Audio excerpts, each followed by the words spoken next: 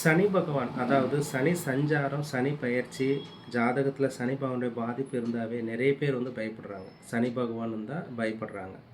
7.5 சனி, அஷ்டம சனி, ரோக சனி, கண்டக சனி, பாதக சனி, மங்கு சனி, பொங்கு சனி இப்படின்னு சொல்லிட்டு சனி பகவானுக்கு வந்து பல்வேறு வகையில் வந்து சொல்கிறாங்க. ஆனால் இது எல்லாமே பாதிப்பை கொடுக்குமா அப்படின்னு சொன்னால் கொடுக்காது. முதல்ல இது போன்ற அமைப்பு உங்களுக்கு இருக்குதுன்னு நீங்கள் உணர்ந்துட்டீங்களானாவே அது நமக்கு பாதிப்பை கொடுக்கும். முதல்ல சனி பகவான் நமக்கு நல்லதே செய்வார் அப்படின்னு நினைங்க. உங்கள் ஜாதகத்தில் சனி பகவான் எந்த பாவத்தில் இருந்தாலும் அவர் கெடுபலனை செய்ய மாட்டார்.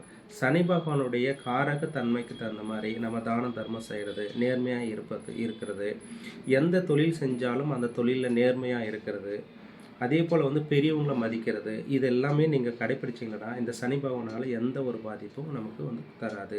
அது சனி தசையாக இருந்தாலும் சரி, அஷ்டம சனியாக இருந்தாலும் சரி, இல்லை பாதக சனியாக இருந்தாலும் சரி, இல்லை கண்டக சனியாக இருந்தாலும் எந்த ஒரு பாதிப்பும் நமக்கு கொடுக்காது. அப்படி சனி பகவானால் உங்களுக்கு பாதிப்பு கொடுக்கும் அப்படின்னு நீங்கள் மனசார உணர்ந்தீங்கன்னா உங்கள் ஊரில் இருக்கக்கூடிய சிவன் கோவிலில் போயிட்டு சிவனுக்கு நீங்கள் பாலாபிஷேகம் செஞ்சீங்கன்னா இந்த பாதிப்பிலிருந்து விடுபடலாம். சிவனுக்கு நீங்கள் வந்து பாலாபிஷேகம் செஞ்சீங்கன்னா இந்த பாதிப்பிலிருந்து விடுபடலாம். அதே போல் நவகிரக ஸ்தலத்தில் போய் நவகிரகத்தில் சனி பகவானுக்கு தேங்காய் உடைச்சி அந்த தேங்காயில் வந்து நீங்கள் நல்லெண்ணெய் போட்டு தீபம் ஏற்றி வழிபாடு செஞ்சாலும் இந்த சனி பகவானுடைய பாதிப்பிலிருந்து விடுபடலாம். அதனால் யாரும் சனி பகவானை கண்டு பயப்பட வேண்டாம். சனி பகவான் நற்பலனை செய்யக்கூடியவர். இது நம்ம கர்மவினைக்கு உட்பட்டு நடக்கக்கூடியது. அதே போல் வந்து நம்ம இந்த நிகழ்காலத்தில் நாம் எப்படி வாழ்கிறோமோ அதுக்கு தகுந்தாற்போல் சனி பகவான் கொடுப்பார்.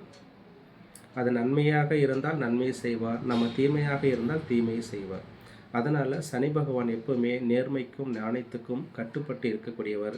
அதனால் அனைவருமே சனி பகவானுடைய காரகத்துக்கு தகுந்த மாதிரி உண்மையாகவும் நேர்மையாகவும் யாருக்கும் துரோகம் செய்யாமல் தொழிலில் வந்து நாணயமாக இருக்கிறது, பெரியவங்களை மதிக்கிறது, இது போன்ற வகையில் சனியினுடைய காரகத்துவத்துக்கு தகுந்த மாதிரி நீங்கள் அதே போல் வந்து ஊனமுற்றோர்களை தவறாக பேச வேண்டாம்.